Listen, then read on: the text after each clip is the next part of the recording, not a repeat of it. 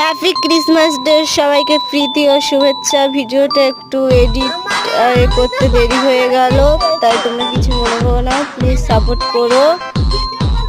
অনেক অনেক ধন্যবাদ সবাইকে। হ্যাপি ক্রিসমাস ডে সবাইকে অনেক অনেক ধন্যবাদ ও শুভেচ্ছা, প্রীতি ও শুভেচ্ছা রইল। এর আগে কখনো ভয়েস দিইনি, প্রথম ভয়েস দিচ্ছি।